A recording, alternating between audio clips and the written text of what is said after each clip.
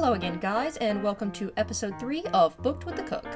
The recipe we are featuring today comes from An Unexpected Cookbook, the unofficial book of Hobbit cookery by Chris Rachel Osland.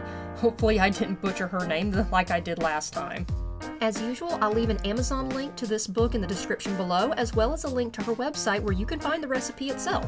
Without further ado, today's recipe is the seed cake, described in J.R.R. Tolkien's The Hobbit as lovely round seed cakes. Spoiler alert, this seed cake is quite lovely, but not at all round. I brought back my favorite loaf pan for this one since I thought that my round pans might be a bit too big and make the cake a bit thin for my liking. Now you might be asking, what in the world is a seed cake? It may even bring to mind breads or other desserts that have seeds baked into the top of them. So now is a time for a short history lesson. All of the foods described in The Hobbit are based on the diets of middle-class folks in Victorian England, the era and location that Tolkien himself grew up in. This recipe seems to be based on the very good seed cake recipe that is found in Mrs. Beeton's book of household management with just a few adjustments. One of the things that holds true in both recipes is the use of caraway seeds. Caraway seeds are a very pungent ingredient that are very commonly used in breads today. They have a bit of an anise or licorice type of flavor, but they were more commonly used in cakes during the Victorian era. This would be because of one of the other stars of this recipe, baking powder, which is a chemical leavening agent.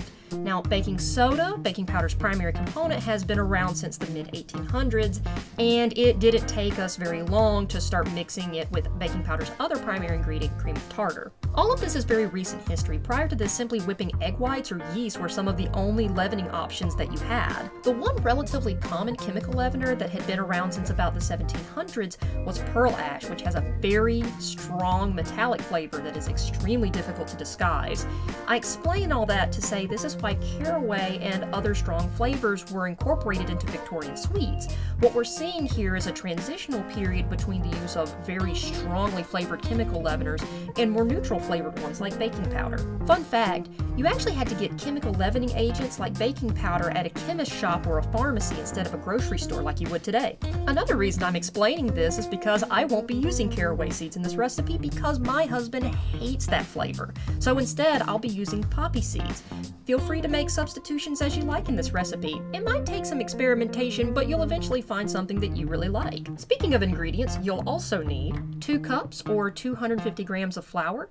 You can use all-purpose flour, but I used cake flour for this particular recipe. 1 cup or 200 grams of sugar, 3/4 of a cup or 180 grams of unsalted butter. Make sure it's at room temperature this time.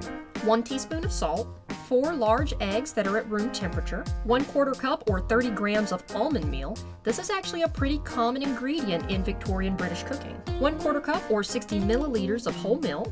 And finally, my second change to this recipe. The original calls for almond extract, and I'm using rum flavoring instead for 2 reasons. 1, I don't have any almond extract lying around the house, and I'm not going out to buy any because I don't have anything else to use with it. And 2, rum, brandy, and similar liquors were very commonly used in Victorian-era recipes like this one, so it would be just a slight bit more accurate. Now, I am going to be measuring out my ingredients by weight. I use this term weight very loosely as grams are technically mass, but that's just semantics. Most cookbooks that use grams will also say weight as well. For a full breakdown on how to use a kitchen scale, check out my last video in a link in the description below. Since I didn't show you guys me weighing out butter last time, I'm actually going to show you how I like to do it, and truly, all I do is cube up my butter and drop it into the bowl. You might have to mess with it just a little bit, but it's pretty similar to measuring out any other solid ingredient. Next, you're going to want to get your eggs to room temperature. You could wait a forever and a half, travel there and back again, and they still be cold. Or you could pull a little trick that I do all the time. First, get out a bowl of relatively warm water. Think nice bath temperature. Nest your eggs into the water and just leave them there for about 5 to 7-ish minutes. This keeps their eggy flavor from dominating your dish.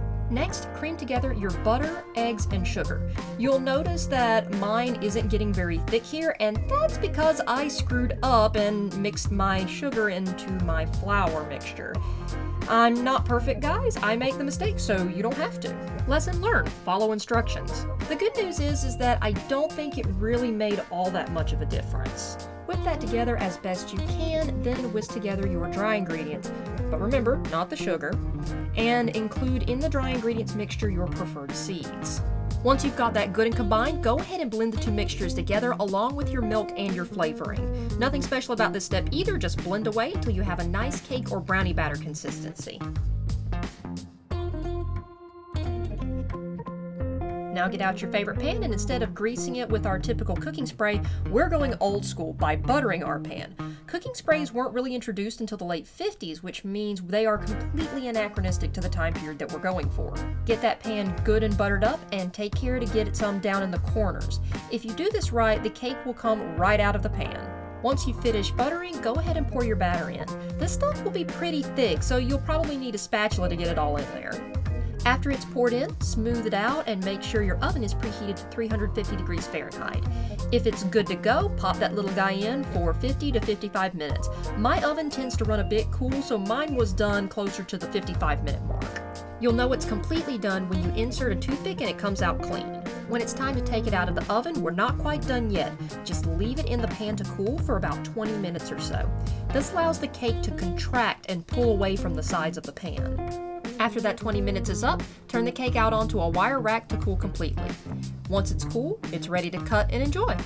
Alright guys, that about wraps it up for this week's episode. Leave us any questions or comments you have in the comments section down below. Join us next week for some delicious yet simple honey cakes. Take care, y'all.